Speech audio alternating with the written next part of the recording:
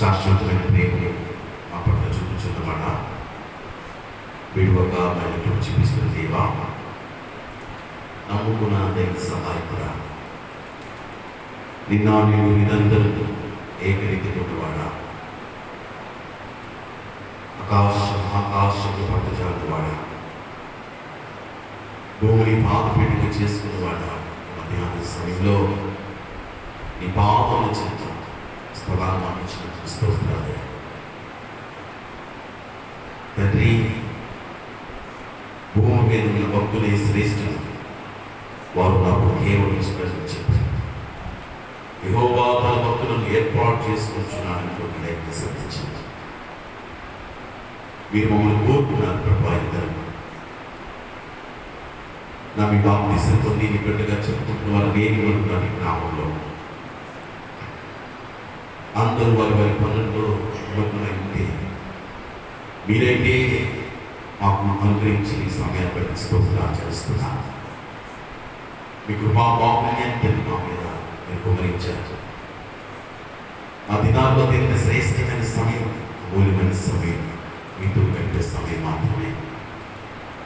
అదే మా జీవితానికి మేలు, అదే మా జీవితానికి ఆశీర్వాదం.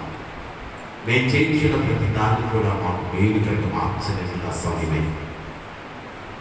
మీరు ప్రయాసపడుతున్నారు, యుద్ధాలు చేస్తున్నారు, పోరాడుతున్నారు, కష్టపడుతున్నారు.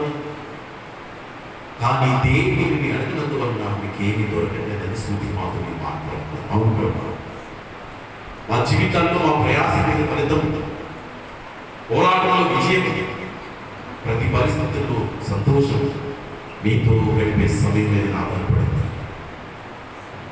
ఇంకా అనేక మందికి ఆ విషయం అర్థం కాక వారి జీవితాలలో సమయాన్ని వ్యర్థం చేసుకుంటుండగా క్షమించి వరకు దయచేసి కూడిన నేను కూడా అక్కడ ఒక నామకార్థపు స్థితి కాకుండా ఏదో అలవాటులో ఆచార సమస్యగా ఆత్మ చేత నడిపించబడి వారు ఆత్మలో వదిలిచు ఆత్మతోనూ మనసుతో ప్రార్థించి అనుకూలంగా నేను నడిపించింది. ఏది మన నుండి మీరు ఆశిస్తున్నారో, ఏ స్థితిగతి మీ సరిదిద్దామని మమ్మల్ని హెచ్చరిస్తున్నారో, మీ దేవుని మందిరం యొక్క మీ ప్రవర్తనను జాగ్రత్తగా చూసుకోమని మీరు చెప్పారు. అవును తండ్రి, ఎలా పడతలా చేసి, ఎలా పడతలా ఉండేసి, ఎలా పడతలా మాట్లాడేసి, ఎలా పడతలా వచ్చేసి ఈ సరితో ప్రార్థించడం అది మాకు వేరు కాదని మీరు చెప్తున్నారు. మీ ప్రవర్తనను జాగ్రత్తగా చూసుకుని మీరు మమ్మల్ని హెచ్చరిస్తున్నారు. కనుక మా హృదయాలను అంతరంగా నిన్న దేవుడు ఏ వ్యక్తి గురించి మీకు సాక్ష్యం చెప్పాల్సిన అవసరం లేదు.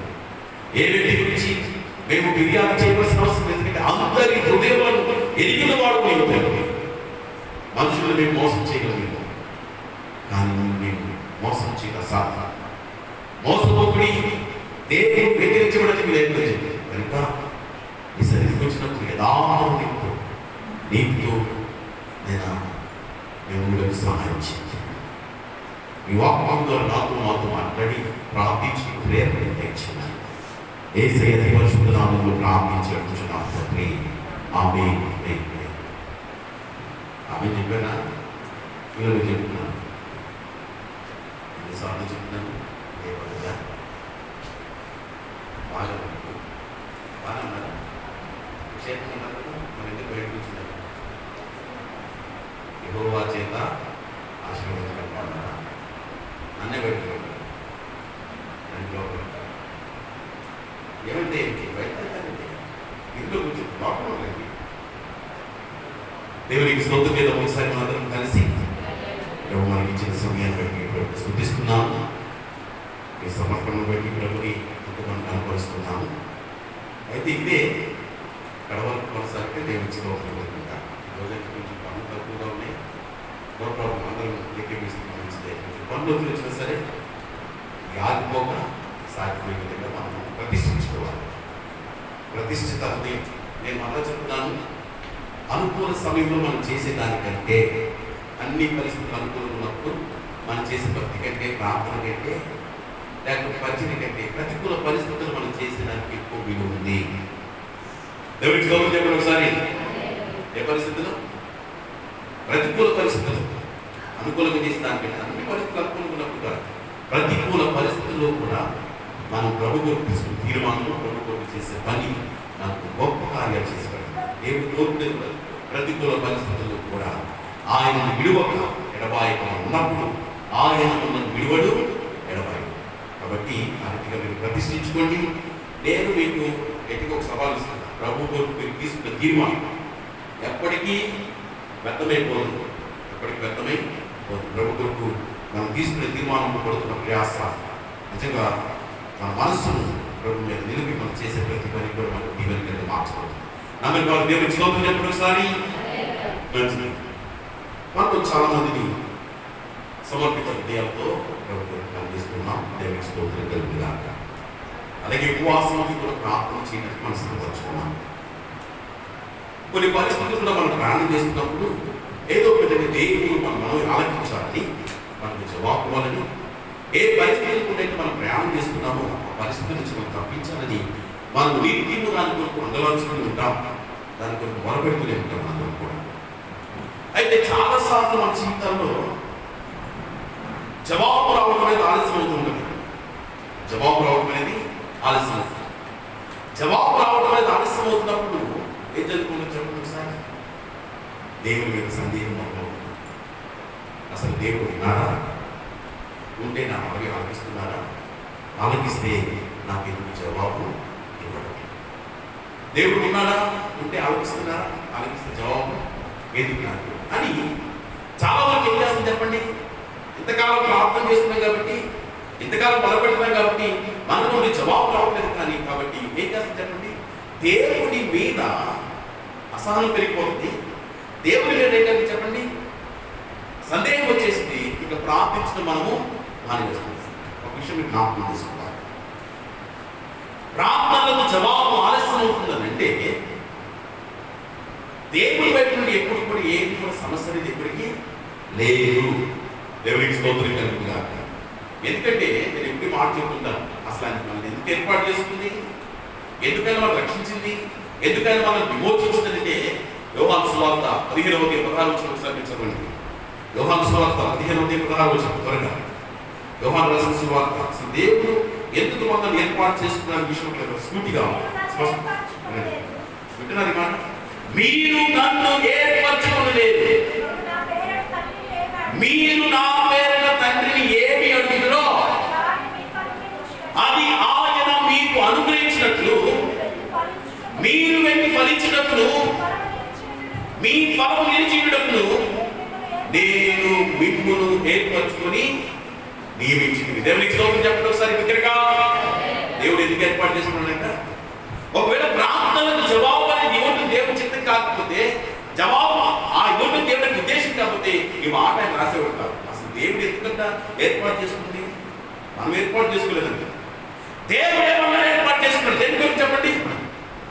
మీరు నా నామమున తండ్రిని ఏమి అడుగుతుందో అది మీకు అనుగ్రహించినట్టు, మీరు వెళ్ళి ఫలించినప్పుడు, మీ ఫలం నిలిచినప్పుడు నేను మిమ్మల్ని ఏర్పరచుకొని నియమించింది. నియమించుట అంటే ఏం చెప్పండి? నియమించడం అంటే ఇంగ్లీష్లో ఉంటుంది కదా, అపాయింట్మెంట్ అంటే. అపాయింట్మెంట్ అంటే చెప్పండి. ఇక ఆ పని గురించి మనకి ఏమిచ్చి చెప్పండి? అధికారము ఇవ్వబడింది. ఇక పని చేయడానికి మనకి హక్కు ఉంది. అంటే దేవుడు చెప్తున్న మాట ఏంటంటే, ఇప్పుడు నేను మిమ్మల్ని ఏర్పాటు చేసినట్టు, మీరు నా పేరు ఏమి అడిగాను అది తండ్రి వల్ల మీకు అనుగ్రహించబడినట్లు, తండ్రి వల్ల మీకు అనుగ్రహించబడినట్లు నేను మిమ్మల్ని ఏర్పాటు చేసుకుని నియమించింది. అంటే ఇప్పుడు దేవుడు మనం ఏర్పాటు చేస్తున్నాడు అంటే, మనం ఆయన నామలో ప్రార్థించిన ప్రతిసారి మనకు జవాబు ఇచ్చుకోరికినే అనే విషయాన్ని జ్ఞాపకం చేసుకుంటాం. అలాంటి వ్యక్తి ఎందుకు జవాబు ఇవ్వడు? తర్వాత రోమపత్రిక 8వ అధ్యాయం చూడండి, చక్కగా సూటిగా మాట్లాడుతున్న మాట. 8వ అధ్యాయం 31 చెప్తాం. 31 చెప్తాం. ఇట్లుండగా ఏ బంధువు దేవుడు మన పక్షముండగా మనకు విరోధి ఎవడు? తన సొంత కుమారుడి అనుగ్రహించినట్టు వెనుక మనందరి కొరకు ఆయనను అప్పగించిన వాడు ఆయనతో పాటు సమస్తమును మనకెందుకు అనుగ్రహించు. ఒక ప్రశ్న వేస్తున్నాడు ఆయన. ఏం చేశాడు దేవుడు మన కోసం? ఏం చేశాడు దేవుడు మన కోసం చెప్పండి. వాక్య చిత్రం ఆడిపించుకోండి. ప్రార్థనలకు దేవుడి వైపు నుంచి ఎటువంటి ఆటంకాలు లేవడానికి ఒక రుజువు మనకు. మొదటిగా అంటాడు కదా, మీరు నా నామమున ఏమడుగుతారో మీకు అనుగ్రహించబడినట్లుగా నేను మిమ్మల్ని ఏర్పాటు చేసుకుని నియమించాను. రెండో ఏమంటే, ఆయన మనకు తన కుమారుడిని బలిగా అర్పణగాను అర్పించాడు. దేవుడికి స్తోత్రం చెప్పండి ఒకసారి. ఇప్పుడు దేవుడి వైపు నుంచి ఒక సమస్య ఉందా? ప్రార్థనకు జవాబు ఇవ్వడానికి, జవాబు రాకపోవడానికి, జవాబు మనం పొందకపోవడానికి దేవుడి వైపు నుంచి సమస్య ఉంది. ఎందుకంటే వాక్యం సూటిగా చెప్తుంది. వాక్యం సూటిగా చెప్తుంది ఏంటంటే, ఆయన మనకు తన ప్రాణాన్ని ఇచ్చాడు. ఇచ్చిన ఆయనకి ఈ కాపానికి ప్రాణంతో పోల్చగలిగిన ఉంటుంది లోకంలో. అలాంటిది ప్రాణాన్ని ఇచ్చిన ఆయనకి మిగతా వీటిలో కష్టమా, అసాధ్యమా? మన మనకు జవాబు కష్టమా అంటే కాదు అంటాడు. ఆయనతో పాటు సమస్తం మనకి ఎందుకు అనుగ్రహించబడని చెప్పి ఆయన మాట్లాడుతున్నాడు. అయితే మనం ప్రార్థిస్తున్నప్పుడు మన ప్రార్థనకు జవాబు రాకపోవడానికి కారణం ఏంటంటే, ఇది జ్ఞాపకం చేసుకుంటారు. దేవుడి వైపు చూడడం కంటే, నేను మరలా చెప్తున్నాను, దేవుడి వైపు చూడటం కంటే మన వైపు మనం చూసుకోవడం మంచిది. ఎవరి వైపు? ప్రార్థనకు జవాబు ఆలస్యమవుతున్నప్పుడు, ప్రార్థనకు దేవుడి స్వరాన్ని మనం వెళ్ళలేకపోతున్నప్పుడు, ప్రార్థనకు కార్యాలు రుచి చూడలేనప్పుడు ఏం చేయకండి? దేవుడి వైపు కాదు మనం చూడాల్సింది. ఎందుకంటే ఆయన ఆల్రెడీ చెప్తున్నాడు కదా, మీరు ప్రార్థించినప్పుడు ఖచ్చితంగా నేను జవాబిస్తాను కూడా చెప్తున్నాడు. అడుగుడి మీకు ఇవ్వని చెప్పాడు, వెతుకుడి మీకు దొరికినని చెప్పాడు, తట్టుడి మీకు తీవని చెప్పిన ఆయన ఆల్రెడీ ఆయన వాగ్దానం ఇచ్చాడు. వాక్యం చెప్తున్న మాట ఏంటంటే, వాగ్దానం ఇచ్చినవాడు ఎవరు చెప్పండి? ఎవరు? నమ్మదగిన వాడు. నమ్మదగిన వాడు. వాక్యం వాక్యం చెప్తున్న మాట ఏంటంటే, మనము నమ్మదగిన వారమైనప్పటికీ ఆయన నమ్మదగిన వాడు. ఆయన తన స్వభావం వేరుగా ఏమీ కూడా చేయలేదు. వాక్యం ఆయన ఎవరు చెప్పండి? నమ్మదగిన వాడు. మాట ఇచ్చిన ఆయన నమ్మదగిన వాడు. అంటే ఇప్పుడు ప్రార్థనకు జవాబు ఆలస్యం అవుతాను కారణం ఏంటంటే, దేవుని వైపు నుంచి ఏ సమస్య కూడా లేదు. ఎందుకంటే ఆయన వాక్యంలో సులువు మనతో మాట్లాడుతున్న సమస్య అంటే జ్ఞాపకం చేసుకుని ఒకసారి, ఎప్పుడైతే ప్రార్థిస్తున్నప్పుడు ప్రార్థనకు జవాబు ఆలస్యం అవుతుంటే మనం ఏంటో చెప్పండి, దేవుని వైపు చూడటం కంటే మనం ఏంటో చెప్పండి, మన వైపు మనం చూసుకోవడం మంచిది. ప్రార్థన మన వైపు మనము, ఎందుకంటే దేవ ఇన్ని సంవత్సరాలుగా ప్రార్థన చేస్తున్నాను, ఇన్ని దినాలుగానే ప్రార్థన చేస్తున్నాను, ఉపవసించి ప్రార్థిస్తున్నాను, కన్నీటితో ప్రార్థన చేస్తున్నాను, నీ సన్నిధిలో మొరపెడుతున్నాను, అందలాడుతున్నాను, అయినప్పటికీ కూడా ఎందుకు జవాబు రావట్లేదు? చాలాసార్లు ఏం చేస్తాం చెప్పండి, దేవుడి వైపు ఏదో సమస్య ఉందని చెప్పి మనం ప్రార్థించడం మానేసి ప్రార్థనకు దూరం అయిపోతుంది. కానీ చాలా మంది దేవుడికి సమస్య లేదు, ఎందుకంటే ఆయన ఎప్పుడు కూడా సిద్ధంగా తన బిడ్డలు మొరపెట్టినప్పుడు వాళ్ళకి జవాబు ఇవ్వాలని, వారి పరిస్థితులు మార్చాలని దేవుడికి సిద్ధంగా ఉన్నాడంట. అయితే సమస్య ఎక్కడ ఉంది అంటే, సమస్య మనలోనే ఉంది. అందుకే నేను ఎప్పుడు మాట్లాడుతున్నాను, ఎందుకు దావీదు దేవునికి ఇష్టమైన మనుషుడు, ఎందుకు దావీదు దేవునికి హృదయానుసారమైన వ్యక్తి అంటే, దావీదు ఎప్పుడు కూడా ఏం చేస్తాడు చెప్పండి, ఏం చేస్తాడు చెప్పండి, దేవునికి ఇష్టమైంది ఏంటి? దేవునికి ఇష్టమైంది ఏంటి? బిర్యానీ, లడ్డు, కారపూడి, రమణీయ. దేవునికి ఇష్టమైన ఏంటి చెప్పండి? హలో మా పిల్లలారా, ఎన్నిసార్లు చెప్పండి మీకు మర్చిపోవద్దు. దేవునికి ఇష్టమైనది ఏంటి చెప్పండి? దేవునికి ఇష్టమైనది ఏంటి? జగన్ గారు మీకు ఇష్టమైనది ఏంటి చెప్పండి? ఎన్ని కాదు వెంకయ్య గారికి ఇష్టమైనది ఏంటి చెప్పండి? ఇష్టమైన వంటకం కూర అన్ని దగ్గర అంటే ఇష్టమైన కదా.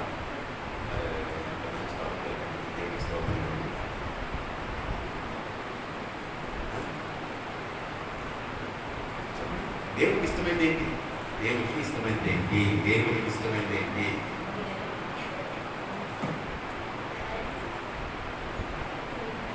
ప్రభు గారు దాన్ని చెప్పండి, తెలుసా మీకు దేవునికి ఇష్టమైంది ఏంటి?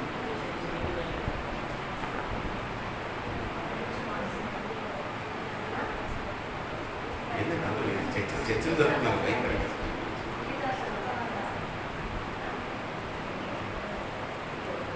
దేవుడు దావీదు గురించి సాక్షిస్తూ అతను నా ఇష్టానుసారమైన లేదా నా హృదయానుసారమైన ఇష్టానుసారమైన ఉంటుంది. ఇప్పుడు దేవుడికి ఇష్టమైనది ఏంటి? హృదయమే. కానీ ఏ హృదయం? ఏ హృదయం చెప్పండి? విరిగి నలిగిన మనసే దేవునికి ఇష్టమైంది. దేవునికి ఇష్టమైంది చెప్పండి, విరిగి నలిగిన మనసు. అంటే ఎవరికి వారిని దయచేసి గమనించండి, చాలా వరకు పరిస్థితులను బట్టి మన హృదయం కఠినపరచబడతా ఉంటాం. కఠినమైన మాటలు మన నోటికి వస్తూ ఉంటాయి, కఠినమైన పదాలు మాట్లాడుతుంటాం పరిస్థితులను బట్టి. కానీ అలాంటి హృదయం కలిగిన వారిని దేవుడు ఇష్టపడడు. దేవుడు ఇష్టపడడు. కానీ ఏ హృదయం కలిగిన వారు చెప్పండి, ఆ పరిస్థితుల్లో కూడా, ఈ పరిస్థితుల్లో కూడా ఎదుటి వారి గురించి మాట్లాడటం కంటే, ఎదుటి వారి గురించి మనం విమర్శించడం కంటే, దేవుడి వైపు తిరిగి దేవుడు విమర్శించడం కంటే జ్ఞాపకం ఏముంది ఆ జీవితంలో ఏముందని చెప్పి మనకై మనము ఏంటో చెప్పండి పరీక్షించుకొని పరిశీలన చేసుకుని మన జీవితాన్ని ఏంటో చెప్పండి నలకొట్టుకుని అందులోకి వెళ్ళిపోయి మన దేవుని సన్నిధికి విరిగి నలిగిన మనసే దేవునికి ఇష్టమైన. ఇప్పుడు దావీదుకున్న ఆ మనసు ఏంటంటే చెప్పండి, ఏమని చెప్పండి? విరిగి నలిగిన మనసు. అందుకే మీరు కీర్తన చదవండి, మీరు ఎంత చక్కగా మాట్లాడుతుంటారు. ఎప్పుడు కూడా హెచ్చించుకుంటూ కానీ, గొప్పగా తన గురించి మాట్లాడుకోవడం కానీ, నోటికి లేకపోతే ఏదో పెద్ద పెద్ద మాటలు బిగించడం కానీ ఎక్కడ కూడా చేయలేదు. ఏం చేసి చెప్పండి, ఎప్పుడు కూడా విరిగి నలిగిన మనసుకు అర్థం ఏంటంటే, ఎప్పుడు కూడా తన నోటి నుంచి చెప్పండి తగ్గింపు మాటలే, తగ్గింపు స్వభావమే. దేవుని సన్నిధికి వచ్చి ఏమైనా ప్రార్థన చేస్తున్నా చెప్పండి, సమయంలో రాస్తాను, దేవా అంతగా నిన్ను నిందించినప్పుడు నేను ఏ పాటివాడిని. ఒకవేళ ఆ స్థానంలో నేను కనుక్కుంటే నీకేం తెలిసి నేను ఎంత ప్రార్థన చేశాను, నీకేం తెలిసి నేను ఎన్ని దినాలు ఉపవాసం ఉన్నానో నేను ఉంటాను. కానీ దావీదు ఏమని చెప్పండి, ఎక్కడ కూర్చొని? రాజు సింహాసనంగా చక్రవర్తి స్థానంలో కూర్చొని దేవుని సన్నిధికి వచ్చి మోకరించుకుంటున్న మాట ఏంటంటే, దయచేసి మీరు గమనించండి, ఇంతగా నీవు నన్ను హెచ్చించుటకు నేను ఏ పాటి వాడును, నా కుటుంబము ఏ పాటి. ఆ అనుభవం అంటే దేవుడు జీవితంలో ఎప్పుడైనా గుర్తుపెట్టుకుంటారా? దేవుడు మనుషులు ఎవరు ధీరులై నా సన్నిధిని కొనుక్కుంటున్నో వారిని నేను సృష్టిస్తున్నాను. మన ధీర మనసు, నేను మళ్ళా చెప్తాను, మన నోటిని దేవుడు చూడడు. ఎప్పుడే మాట్లాడుతున్నాను, మన నోటిని దేవుడు ఎప్పుడు చూడడు. నోటి ద్వారా తగ్గింపు మాటలు మాట్లాడవచ్చు, తగ్గించినట్టుగా మనం మాట్లాడవచ్చు, తగ్గించినట్టుగా మనం ప్రవర్తించవచ్చు. కానీ దేవుడు నా నోటి మాటను బట్టి కాదు, నా హృదయ స్థితిని బట్టి, నా మనసుని బట్టి కార్యాలు చేస్తాను. ఎందుకంటే ప్రజలు నా నోటి మాట వింటారు, కానీ దేవుడు ఏం చూస్తాడు చెప్పండి? నా అంతరంగాన్ని చూస్తాడు, నా హృదయాన్ని చూస్తాడు, నా మనసును చూస్తాడు. దయచేసి మీరు గమనించండి, నా నోటి మాటను బట్టి కాక నా హృదయ స్థితిని బట్టి జవాబు ఆధారపడదు. కనుకనే ఇప్పుడు దేవుడి సన్నిధికి వచ్చినప్పుడు దేని స్థితి చేసుకోవాలి చెప్పండి? హృదయ స్థితి మనకు ఏ మనసు కలిగిందో చెప్పండి? మనకు ఏ మనసు కలిగి చెప్పండి? దీన మనసు, తగ్గింపు మనసు, దీని మనసు. దయచేసి గమనించండి, మనము ఒకరికంటే గొప్పవారిని ఆ విషయం నాకు not better than any person. నేను ఎప్పుడు నాకు నేనేదో మీకంటే గొప్పవాడిని కాబట్టి స్థానం నేను ఉంచోలేదు, లేకపోతే నేను బాగా చదువుకున్నాను కాబట్టి స్థానం ఉంచోలేదు, బాగా మాట్లాడగలను కాబట్టి నేను స్థానం ఉంచలేదు, బాగా పాడగలను కాబట్టి నేను స్థానం ఉంచలేదు, బాగా ప్రార్థన చేయగలను కాబట్టి మీకంటే నేను స్థానం ఉంచలేదు. మీకంటే గొప్పవాడిని కాదు నేను. ఈ స్థానం నేను ఉంచడం కారణం ఏంటంటే కేవలం దేవుని కృప. దేవునికి స్తోత్రం కలుగుతుంది. ఏంటి చెప్పండి? దేవుని కృప. ఆ కృప అనే విషయాన్ని మనం ఎప్పుడు జ్ఞాపకం చేసుకున్నప్పుడు అంతకంతకు దేవుడు మనం ఏం చేస్తాం చెప్పండి? వర్తిస్తాం. కానీ చాలాసార్లు మనం ఏమని చెప్పండి, అనేకసార్లు మన తలాంతుల గురించి, మన టాలెంట్ గురించి, మన సామర్థ్యం గురించి, మనకున్న స్థితిగతుల గురించి మనం మాట్లాడుతుంటాం అనేకసార్లు. అదే మన అభివృద్ధికి, మన ప్రార్థన జవాబుకు పెద్ద ఆటంకంగా మార్చబడుతుంది. దయచేసి జవాబు ఆలస్యం అవుతున్నప్పుడు మొట్టమొదటి మనం చేయాల్సిన పని ఏంటంటే, నా హృదయ స్థితి ఎలా ఉంది, నా హృదయ స్థితి ఎలా ఉంది, నా మనసులో నేను ఎలా ఉన్నాను. ఇది చాలా ప్రాముఖ్యం. నేను ఎప్పుడు మార్చుకుంటాను. మనం దేవుని పని చేయడం ప్రాముఖ్యం కాదు, దేవుడి సన్నిధికి వచ్చి ప్రార్థన చేయడం ప్రాముఖ్యం కాదు. కానీ దేవుడు ఏం చూస్తారు చెప్పండి? దాని వెనకాల ఉన్న ఉద్దేశం ఏంటి? దాని వెనకాల ఉన్న ఉద్దేశం యాకోబు రాసిన పత్రిక అంటే 4వ ఏమంటే చెప్పండి? మీరు అడిగినను ఏంటి? మీరు అడిగినను వాక్యం ఏమిటి? మీరు పోరాడుతున్నారు, యుద్ధాలు చేస్తున్నారు, ప్రయాసపడుతున్నారు, కష్టపడుతున్నారు. దేవుడిని అడిగినందువల్ల, దేవుడిని అడిగినందువల్ల మీకేమి దొరకలేదని ఒక బాబు చెప్తూ, ఇంకో బాబు ఏమంటున్నాడు? ఒకవేళ మీరు అడుగుతున్నారు, ఓకే, దేవుడి సన్నిధికి వచ్చి అడుగుతున్నారు, అయితే మీరు అడిగినను మీ భోగ నిమిత్తం ఏమంటారు చెప్పండి? దురుద్దేశంతో. ఏ ఉద్దేశం అంట? దురుద్దేశంతో అడుగుతున్నారు కాబట్టి మీకేమి అంటే ఉద్దేశం కూడా చాలా ముఖ్యం. దయచేసి మీరు గమనించండి. ఏ ముఖ్యం చెప్పండి? ఉద్దేశం కూడా చాలా ముఖ్యం. ఈ విషయంలో జ్ఞాపకం చేసుకుంటాం. మొట్టమొదటిగా దేవుడి సన్నిధికి వచ్చినప్పుడు మన హృదయ స్థితి ఎలా ఉంది? ఏ హృదయంతో మనం దేవుడి సన్నిధిలో కూర్చుంటున్నాం? ఎలాంటి మనసుతో మనం దేవుడి సన్నిధిలో కూర్చుంటున్నాం? ఎలాంటి మనసుతో మనం ప్రార్థన చేస్తున్నాం? ఎలాంటి మనసుతో మన హృదయ స్థితిని, మన హృదయం నింపుకొని మనం ప్రార్థన చేస్తున్నాం? ఇది జ్ఞాపకం చేసుకుంటున్నారా? ఇది చాలా ముఖ్యం. చాలా ముఖ్యం. ఎందుకంటే నోటి మాటను బట్టి కాదు దేవుడు మనకు జవాబు ఇచ్చేది, హృదయ స్థితిని బట్టి, అంతరంగ స్వభావాన్ని బట్టి దేవుడు మనకు జవాబును సిద్ధపరుస్తాడు. రెండోది గమనించండి, 59వ అధ్యాయం అంటారు కదా, ఏమంటారు చెప్పండి? విననేరకైనట్టు యెషయా 59వ అధ్యాయంలో, విననేరకైనట్టు నా చెవులు అందంగా లేవు, రక్షింపనేరకైనట్టు నా హస్తము పోల్చగా లేదు. అంటే ఏంటంటే ఆయన మన ప్రార్థన వినడానికి ఎప్పుడు కూడా సిద్ధంగా, ఎందుకంటే మనం ఏర్పాటు చేసుకోవాలి కదా, మనకు తన ప్రార్థన ఇచ్చాడు కదా, మన ప్రార్థన వినడానికి ఎప్పుడు కూడా చెవులు సిద్ధపరిచి ఉంచాడు. రెండోది ఆయన హస్తాలు కూడా ఏం చెప్పండి? చాచి ఉంచాడు. రక్షింప నేర్పినట్టు నా హస్తం పోల్చగా అంటే ఆయన ఎప్పుడు కూడా చాచిన చేతులతో దేవునికి స్తోత్రం కలుగుతుంది. ఏ చేతులు ఉంటాయి? నువ్వేదో మొరపెట్టిన తర్వాత గొప్ప ఇచ్చేవు కాదు. ఆల్రెడీ నీ కొరకు సహాయం చేయడానికి చాచిన చేతులతో ఆయన నీ కొరకు సిద్ధపడి ఉన్నాడు. అయితే ఇప్పుడు ఏం జరుగుతుంది? పాపములు, ఈ దోషము మీకు మీ దేవునికి అడ్డుగా వచ్చింది.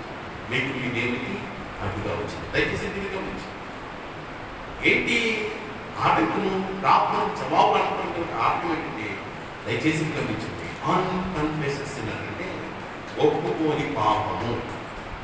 ఏ పాపము? ఒప్పుకోని పాపం. విమర్శనాత్మకమైన మనసు. ఈ రెండు చాలా ప్రమాదకరమైనవి, గుర్తుపెట్టుకోండి. ఒప్పుకోని పాపము, విమర్శనాత్మకమైన మనసు. చాలాసార్లు దేవుడు వాక్యం చెప్తున్న మాట ఏంటంటే నేను ఎప్పుడు మాట మనం బహిరంగంగా పాపం చేయలేకపోవచ్చు. బహిరంగంగా పాప సంబంధమైన విధానాలు మనకు మన జీవితంలో కనిపించింది. కానీ మనలో చాలా మంది ఏం చేసేటప్పటి ఆలోచన విధానం పాపాన్ని కలిగి ఉన్నామా? అందుకే దావీదు మాట ఏమిటంటే నా రహస్య పాపం నాకు తెలియచేయమన్నాడు. ఏ పాపం? రహస్య పాపం. కొన్ని పాపాలు ఏమనిపిస్తుంది? అవి మనకు పాపాలు కూడా అనిపించింది, పాపాలుగా కూడా అనిపించింది. అంటే మన దృష్టి మనకి ఎలా ఉంటుందండి? న్యాయంగా కనబడుతుంది, నీతిగా కనబడుతుంది. ఓకే, ప్రాబ్లం ఏం లేదు అనిపిస్తుంది. కానీ దాని దగ్గర కదా దయచేసి నా రహస్య పాపం నాకు తెలియచేయి. అన్కన్ఫెస్డ్ సామెతలో మనం చూసినట్టు అతిక్రమములు దాచిపెట్టువాడు వర్ధిల్లడు, వాటిని ఒప్పుకొని విడిచిపెట్టుకుని ఏం పొందాడుతుంది? కనికరాన్ని. అంటే కప్పబడిన పాపము, దాచిపెట్టిన పాపము ఒకవేళ అది మనుషులకు మనకు కనిపించకపోవచ్చు, కానీ ఎవరికి కనిపిస్తుంది చెప్పండి? మనం ఎవరిని సేవిస్తున్నామో ఆ దేవుని దృష్టికి అనుభవానికి ఏది కూడా లేదు. అందుకే ఏం చేయాలి చెప్పండి? దేవుడి సన్నిధికి వచ్చినప్పుడు దేవుడులారా మనం ఏంటో చెప్పండి? అతిక్రమాన్ని దాచిపెట్టుకోక దానిని ఒప్పుకోవాలి. వీటికి ఏ అతిక్రమం? చెప్పండి. దేవుడు వాక్యం చెప్తున్న మాట దయచేసి రెండు చాలా ప్రాముఖ్యమైనవి. ఒకటి, దేవుడికి మనకు మధ్య ఉన్న పాపం. దేవుడికి మనకి మధ్య ఉన్న పాపం. ఏ పాపం ఇది? దేవుడికి మనకు మధ్య ఉన్న పాపం. వాక్యం చెప్తున్న మాట చెప్పండి? ఆజ్ఞ అతిక్రమమే పాపం. తర్వాత ప్రార్థన చేయకపోవడమే పాపం. తర్వాత చెప్పండి, మేలైనది చేయనిరిగి అలాంటి చేయడం వరకు ఏమైందని చెప్పండి? పాపము. విశ్వాసమూలము కానిది ఏదో అదే పాపం. ఈ రీతిగా క్రైస్తవులకు మనం చేసే పాపాలు ఏంటంటే ప్రార్థన చేయకపోవడము, విశ్వాసంలో బ్రతకపోవడము కదా. మేలైనది చేయడానికి మనకు అవకాశం ఉంటుంది. ఎదుటి వారికి అది చేస్తే వాటికి మేలనేది మనకు తెలిసింది. కానీ చాలాసార్లు మనం ఏం చేస్తాం చెప్పండి? ఆ మేలైనది ఎరిగి కూడా దాన్ని చేయకుండా ఏం చేస్తాం చెప్పండి? పెట్టుకుంటుంటాం. అందరం కూడా దేవునికి ఆజ్ఞను అతిక్రమించడమే పాపం. ఇవి మన దృష్టికి. అయితే రెండో దేవుడు చెప్పిన మాట ఏంటంటే మనము ఎదుటి వారిని క్షమించలేననే పాపాలు కలిగి ఉన్నాం. ఏ పాపం ఇది? వాక్యం చూడండి, మత్తయి సువార్త 6వ అధ్యాయం.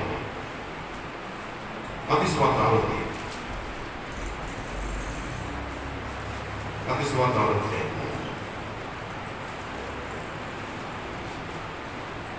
12వ వచనం చూడండి. 12వ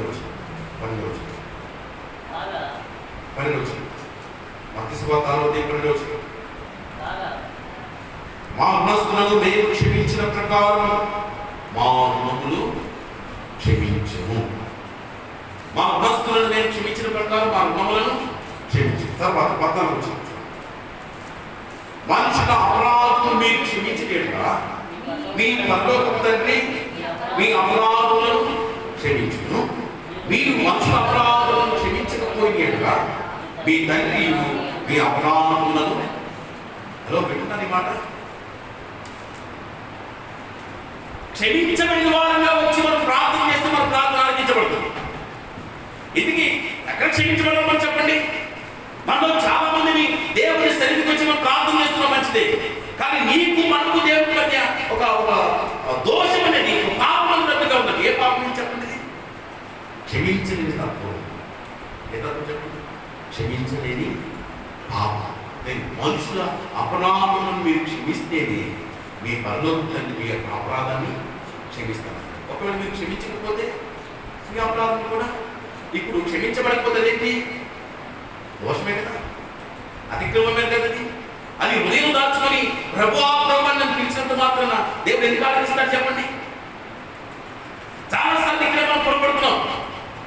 హృదయంలో అలివికానంత మత్సరాన్ని, అలివికానంత కోపాన్ని, అలివికానంత ద్వేషాన్ని, అలివికానంత మద్దతును ఎదుటి వారి మీద, సహోదరుల మీద, సహోదరుల మీద మనకు నింపుకొని మనం ప్రభు సన్నిధికి వచ్చి నోటితో ప్రార్థన చేసినంత మాత్రాన ఫలిస్తుందంటే అది మన బ్రహ్మజ్ఞానం తెలుస్తుంది. మీ అపరాధం క్షమించబడాలంటే అయితే చెప్పండి, మన పట్ల ఎవరైతే అపరాధం చేశారో, దోషం చేశారు, వారిని ఏం చెప్పన్నాము? క్షమించబడి వారుగా. దయచేసి గమనించిన విషయం, మనం పాపం చేయలేదని మనం అనుకుంటే అంట మనం ఏం చేస్తాం చెప్పిన? దేవుడిని అబద్ధికుడిగా చేస్తున్నాం. అంత మాత్రం కాదు, మన నీకు మాకు ఏమి కూడా లేదు. మన పాపాన్ని మనం ఒప్పుకునేదిగా ఆయన అబద్ధికుడు వాడు నీతిమంతుడు కనుక యేసు రక్తము ప్రతి పాపము మనం ఏకలించండి విడుదల చేస్తుంది. విడుదల పొందిన వారు అంటే మన మీద దోషారోపణ అనేది ఉండదు.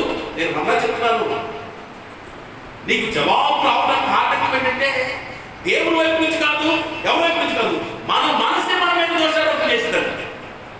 చదువు ఒక మాట, యోహాను పత్రిక మొదటి యోహాను పత్రిక, యోహాను రాసిన మొదటి పత్రిక, యోహాను రాసిన మొదటి పత్రిక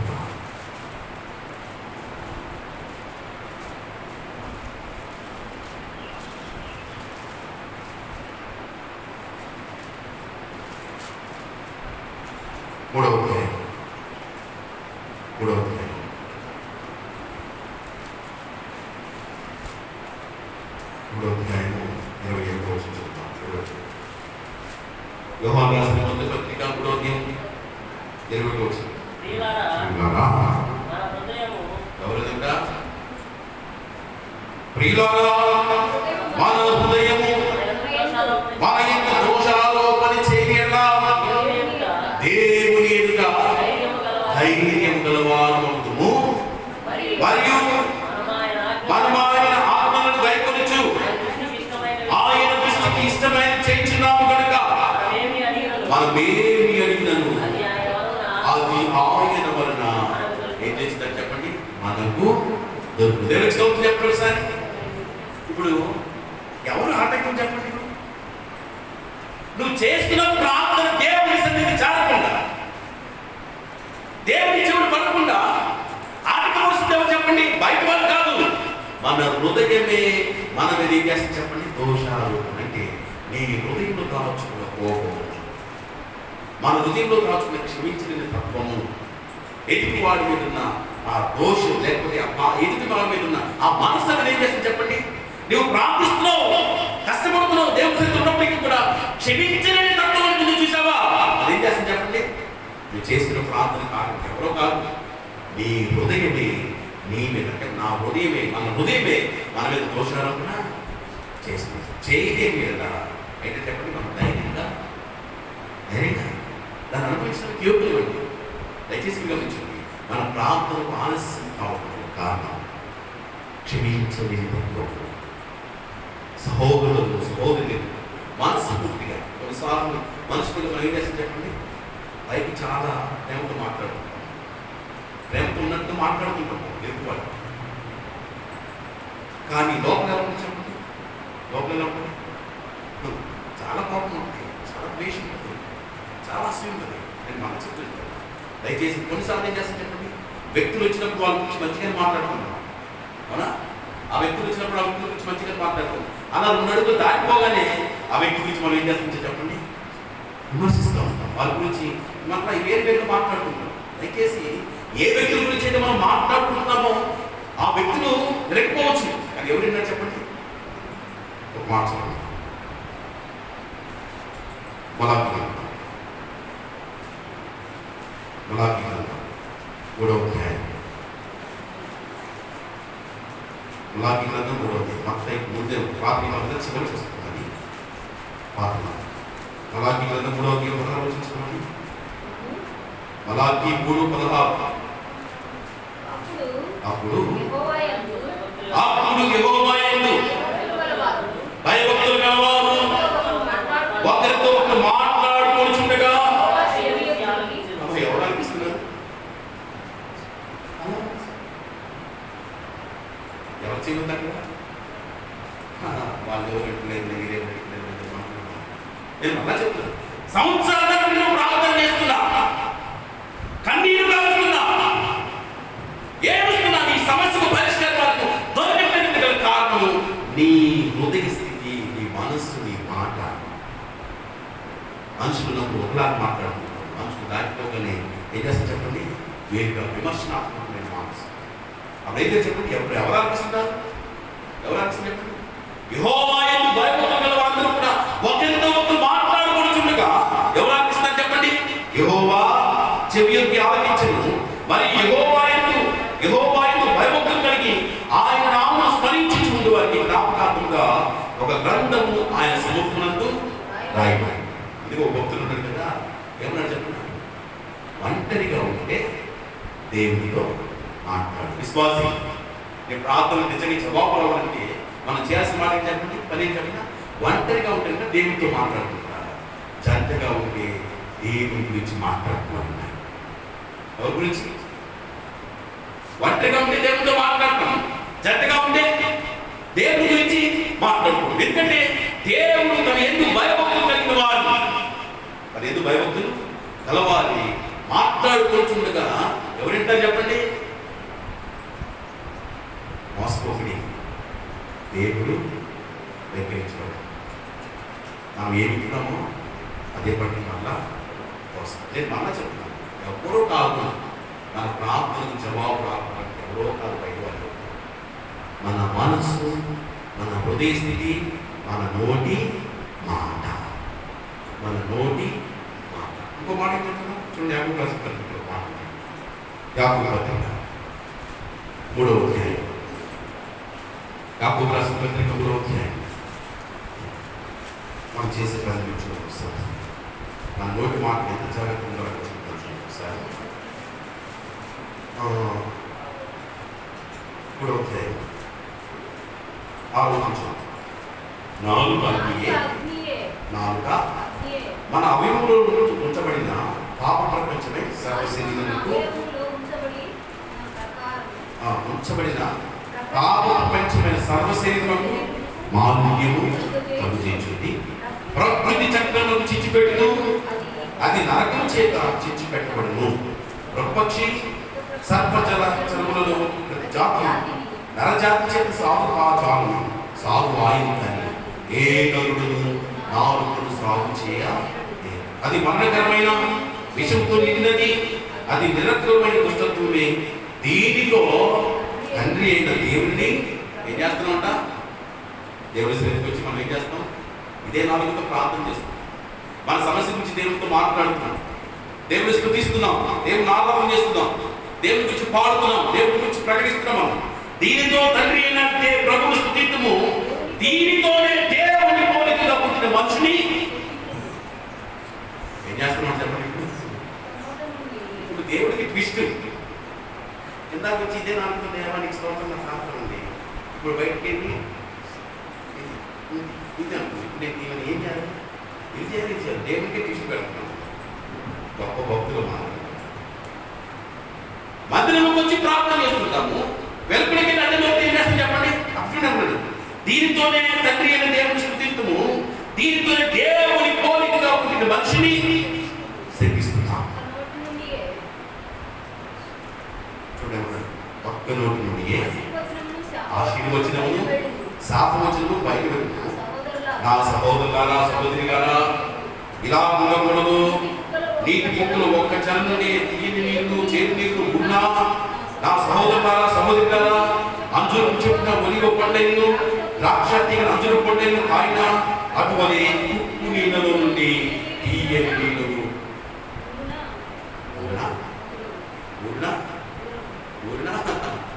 జ్ఞాపకం చేసుకుంటాం. ప్రార్థనకు ప్రతిబద్ధత, నీ జవాబు ప్రార్థన కాదు. దయచేసి ఉంచి కొంతమంది తగ్గ నవ్వుకున్నారు, కొంతమంది నవ్వుకున్నారు, బాగా అటు చూస్తున్నారు. కొంతమంది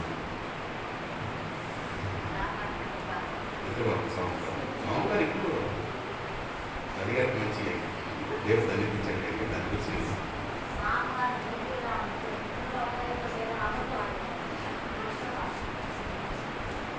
దేవుడికి స్తోత్రం కలుగును గాక. చెప్పండి, దేవుడి మనల్ని ప్రార్థన చదవడానికి ఏర్పాటు చేసుకుంటాం. మనకు తన ప్రాణాన్ని పెట్టాడు. అయితే మనం ప్రార్థిస్తున్నప్పుడు కూడా ప్రార్థనలకు జవాబు రాలేకపోవడం కారణం చెప్పినప్పుడు చెప్పండి ఒకసారి. నేను మళ్ళా చెప్తున్నాను, మన హృదయం మనకు దోషాలు కూడా చేస్తే చాలు. ప్రార్థిస్తున్నప్పుడు దేవుడు చెప్పాడు, వాక్యంతో చెప్పాడు, వాక్యంతో పోల్చుకున్నప్పుడు మనకు అర్థమైపోతుంది. ప్రార్థనలో మనం చదవకూడదంటే మన హృదయం మన మీద ఏం చేయడం చెప్పండి, దోషాలు కూడా చేయాలి. ఎవరో కాదు, నీ హృదయమే నీకు మనసు ఇచ్చాడు దేవుడు, మనస్సాక్షి ఇచ్చాడు దేవుడు. ఖచ్చితంగా మనస్సాక్షి ఏం చేసి చెప్పినా దోషాలు కూడా చేస్తున్నారు. అంటే ఇప్పుడు ఎవరు అడ్డుపడుతున్నారు చెప్పండి, బయట ఎవరు కాదు, మనలో ఉన్న వ్యక్తిత్వమే, మనలో ఉన్న స్వభావమే మన ప్రార్థనకు ఏమొచ్చి చెప్పండి అడ్డుగా ఏర్పడుతుంది. కాబట్టి ఈ మధ్యాహ్న సమయం ఎవరికి వారిని పరీక్షించుకున్నారు. నేను మళ్ళా చెప్తాను, మన పని ఎదుటి వారిని విమర్శించడం కాదు, ఎదుటి వారిని పోషించడం కాదు, ఎదుటి వారి గురించి మాట్లాడుకోవడం కాదు. నేను మళ్ళా చెప్తున్నాను, దేవుని ప్రతి స్థలంలో ఉన్నాడు, దేవుడు ప్రతి స్థలంలో ఉన్నాడు. దేవుని కన్ను ప్రతి దానిని చూడగలదు, దేవుని చెవి ప్రతి దాన్ని వినగలదు. మనల్ని ఆశీర్వదించే వారెవరు, మనం దీవించేవాడెవరు, మనకు కావలసిన సమస్తాన్ని ఇవ్వగలిగిన వాడెవడు, దేవుడే. కాబట్టి ఆ దేవుని దృష్టికి దేవునికి స్తోత్రం. ఎవరి దృష్టికి? మనుషుల ముందు మనం నటించవచ్చు, వారు ఎవరు కూడా మనం హెచ్చించలేదు, తగ్గించలేదు. ఒకరిని హెచ్చించేవాడును, ఒకరిని తగ్గించేవాడు ఎవరు చెప్పండి, దేవుడే. ఒకరిని ఆశీర్వించేవాడును, వారి జీవితాలను చేపించగలిగిన అధికారం ఎవరికో చెప్పండి, దేవుడికే ఉంది. కాబట్టి ఆ దేవుని దృష్టికి మనుగడది ఏమీ లేదు. ఆ చెవి వినలేని మాటకు ఏది కూడా లేదు. అందుకని దయచేసి జాగ్రత్త. మాట్లాడుతున్నట్టు అలాగే మన మనసు దేవుడు చూస్తున్నాడు. మన నోటిని కాదు, మన మనసును దేవుడు చూస్తున్నాడు. మన మనసు మన మీద దోషాలు ఒకటి చేయకున్నట్టుగా మన జీవితాన్ని చెప్పండి ఇష్టమైనదిగా మార్చుకోవాలి. అందుకంటే కూడా మన భావములను మనం ఒప్పుకుంటే మన నమ్మలికి వాళ్ళను నీకు క్షమించబడతాం. ఎప్పుడు క్షమించబడతాం? ఎప్పుడు క్షమించబడతాం? ఎప్పుడు క్షమించబడతాం?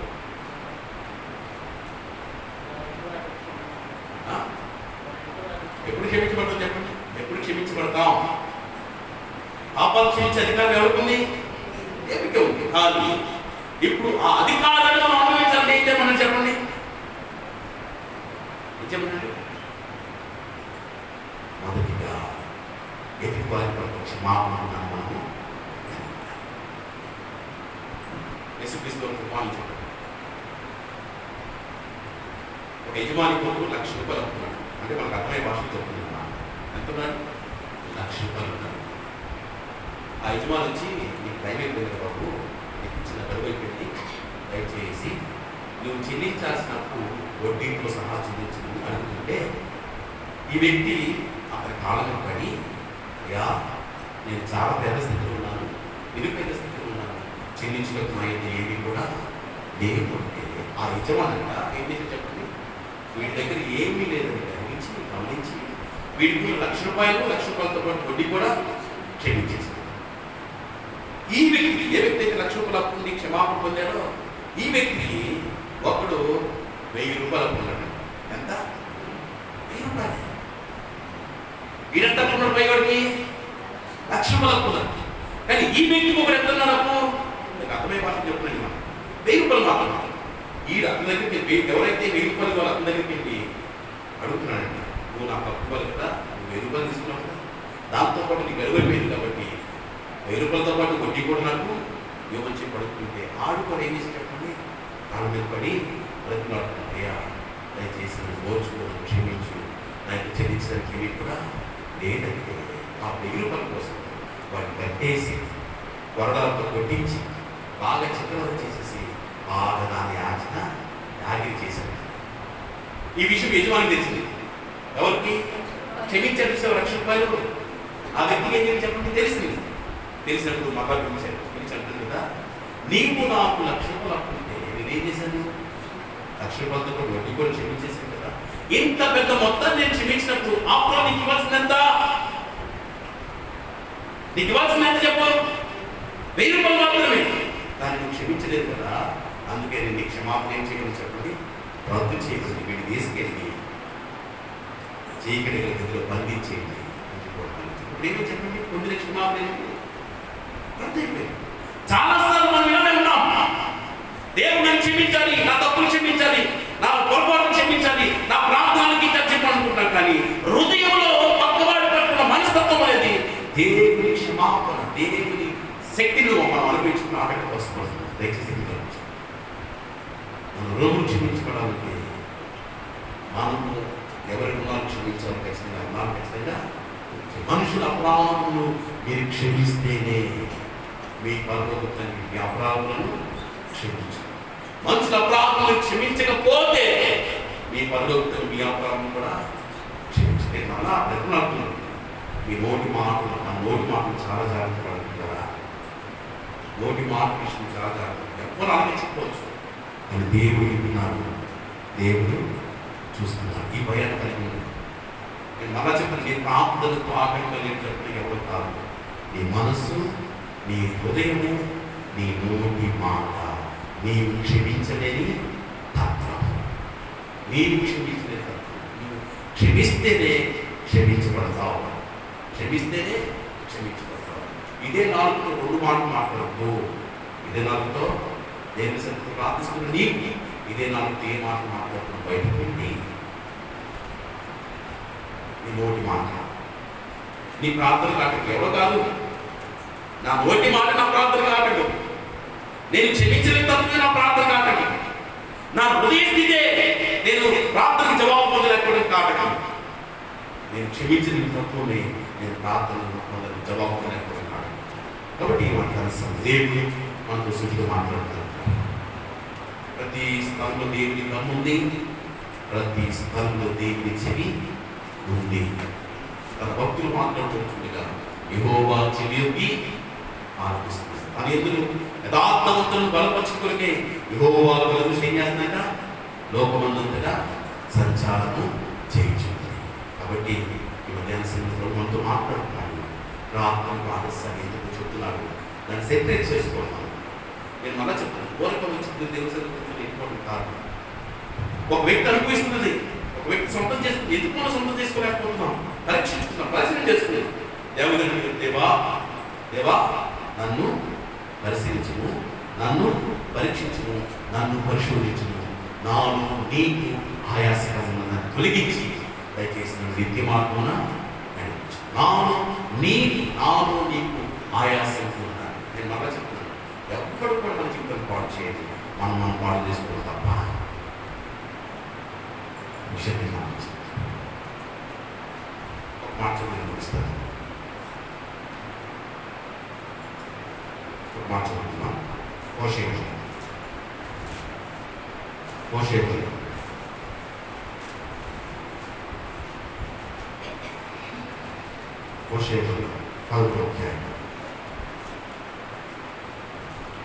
గ్రంథం 10వ అధ్యాయం. హోషేయ గ్రంథం 10వ అధ్యాయం 9వ వచనం చదువుతున్నామా? హోషేయ గ్రంథం 10వ అధ్యాయం 751 పేజీ. 751 పేజీ. హోషేయ గ్రంథం 10వ అధ్యాయం 9వ వచనం చదువుతారు. ఇశ్రాయేలు నీ సహాయకర్తలకు నాకు నీకు విరోధిపై నిన్ను నీవే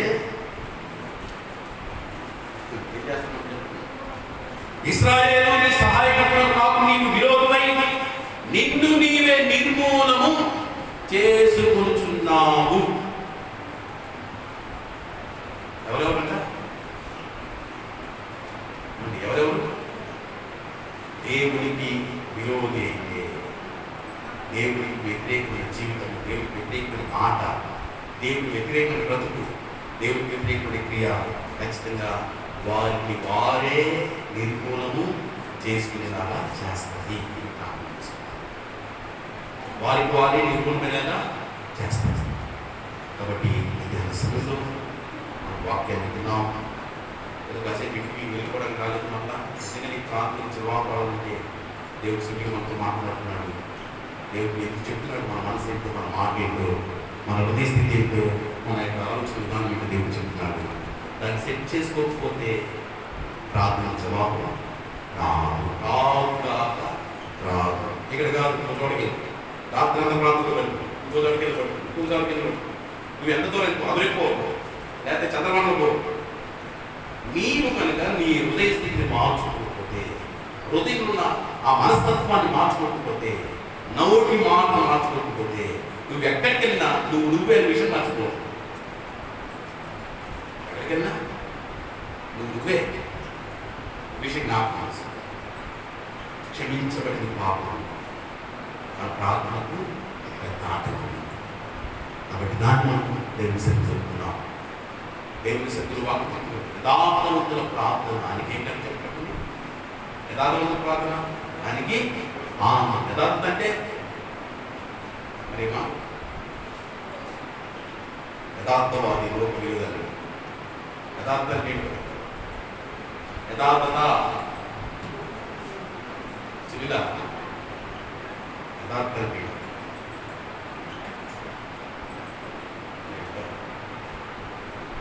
యథార్థత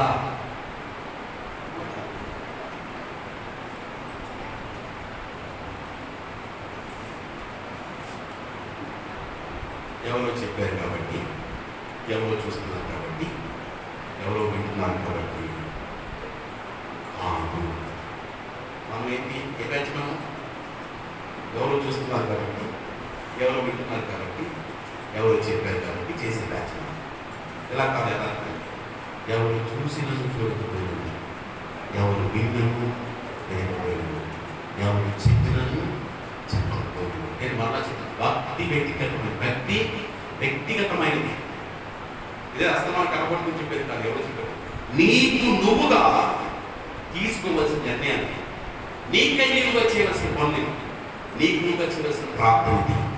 కాబట్టి ప్రభు మనతో మాట్లాడుతున్నారు. యథార్థవంతుల ప్రార్థన ఆయనకి కలిగించినంత ఆనందాన్ని కలిగిస్తుంది. ఇంకో మాట ఉంటాడు యాకోబు పత్రికలోనే, నీతిమంతుల ప్రార్థన మనపూర్వకమైనదై బహు బలం గలదై ఉండును. ఖచ్చితంగా నీతిమంతుల ప్రార్థన మనపూర్వకమైనదై బహు బలం గలదై ఉండును. నేను మనం చెప్తున్నాను, నీకు నువ్వుగా చేయవలసిన పనిది. నీకు నువ్వుగా చేయాల్సిన పని, ఎవరికి వారిని చేయాల్సిన పని, ఎవరికి వారిని ప్రార్థన చేసుకోవాలి. పాస్టర్ గారు చేస్తారంటే ఇంకో పాస్టర్ గారు చేస్తారంటే ఒక 10,000 మంది ఉన్న పాస్టర్ గారు చేసినప్పుడు మనం దొరికేది ఏం లేదు. అర్థమైందా? ఎవరి దగ్గరికి చేయబెట్టి ప్రార్థన చేసుకుని మారలేదు. ఎక్కడికైనా మనమే, మన స్థితి మందే. కాబట్టి ఎవరికి వారిని చేసుకోవాల్సిన ప్రార్థన. నువ్వు తింటే నీ ఆకలి తీరుతుంది, నువ్వు తాగుతుంది దాహం అవుతుంది, నువ్వు దుప్పటి కప్పుకుని ఇచ్చని అభిజీవుడు అంటే కదా మర్చిపోతున్నాం మనం. దయచేసి గమనించండి. శ్రమ వచ్చినప్పుడు, కష్టం వచ్చినప్పుడు, బాధ వచ్చినప్పుడు ప్రార్థిస్తున్న మంచిది. ఆ ప్రార్థన ఫలితం చూడాలంటే ఈ లక్షణాలు ఖచ్చితంగా మా జీవితంలో ఉండకూడదు. ఉంటే నీకు నువ్వే నీ స్థితి నిర్మూలన చేసుకుంటున్నావు. కాబట్టి దేవుని మనకు అవకాశం ఇస్తుంది. ఆయన మన పాపాన్ని మనం ఒప్పుకుంటే, మన పాపాన్ని మనం ఒప్పుకుంటే ఆయన నమ్మదగిన వాడు, నీతి మంత్రులుగా యేసు రక్తము ప్రతి పాపాన్ని మనం పవిత్రంగా చేస్తుంది. మన ప్రార్థన ప్రభు సన్నిధికి డైరెక్ట్గా చేరి దేవుని గురించి వాదిస్తాడు. అటువంటి స్థితిని, అటువంటి కృపను, అటువంటి స్థాయిని దేవుడు మనతో అనుభవించినట్టు కాక ఆమె గమనించడం. ఒక విషయం దేవుడు మాట్లాడుతున్నాడు, ఇది మనుషులు మాత్రం కాదు. నీ ప్రార్థనకు జవాబు కావాలనుకుంటే నువ్వు ఏ పరిస్థితులు ఉన్నావో ఆ పరిస్థితుల నుంచి నువ్వు తప్పించబడాలనుకుంటే, దేవుని శక్తిని, దేవుని కార్యాలను నీ జీవితంలో రుచి చూడాలనుకుంటే ప్రభు సూటిగా మాట్లాడుతున్నాడు. దేవుని వాక్యం అర్థం ముందు వచ్చినప్పుడు మనం ఎలా ఉన్నామో అలాగే చూపెడుతుందండి, వేరుగా చూపించదండి, అర్థం ఎక్కువ. కాబట్టి సెంటెన్స్ చేసుకున్నాం, సరి చేసుకున్నాం. నీవు దేవుని కార్యాలు అనుభవించడానికి ఆటంకం ఉండేదో మధ్యాహ్నం సమయంలో మనతో మాట్లాడుతున్నారా? సరి చేసుకున్నాం, సరిదిద్దుకున్నాం, ప్రభుకు అప్పించుకున్నాం మన జీవితాన్ని. మన హృదయాన్ని, మన మనసును, మన నాలుకను చాలా జాగ్రత్తగా ఉంచుకోవాలి. మన నోటిని చాలా జాగ్రత్తగా వాడాలి. ఎందుకంటే మీ నోటి మాటను బట్టి ఈ పరిస్థితులు ఉంటాయి అనుకుంటామే. ఎవరో కాదు, నీ మాట్లాడే విధానమే నీ జీవితంలో నువ్వు దేనికి కార్యాలు అనుభవించడానికి ఆటంకం ఉన్నాయి. నీ ప్రార్థనకు జవాబు రాలేకపోవడానికి మనం ప్రార్థిస్తున్నాం మంచిదే, అసలు ప్రార్థనకు జవాబు దేవుడు వింటున్నాడు లేదని ఎప్పుడు ఆలోచించారా?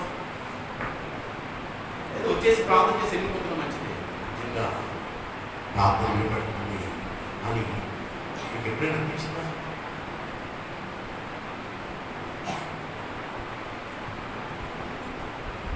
దేవుడు నీ ప్రార్థన అంగీకరించాడంటే నిజం చెప్పినా నీ హృదయంలో సమాధానం, నీ హృదయంలో నెమ్మది ఉంటుంది, నీ హృదయంలో శాంతి ఉంటుంది,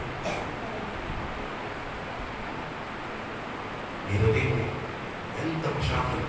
నిజంగా దేవుడు నీ ప్రార్థన అంగీకరించాడు రుజువిది.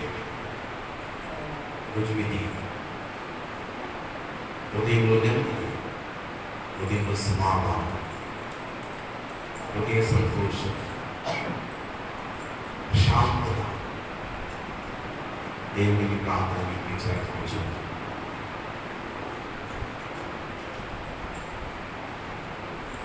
ఆత్మని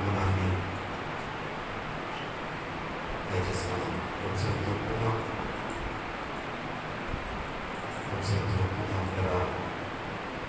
దయచేసి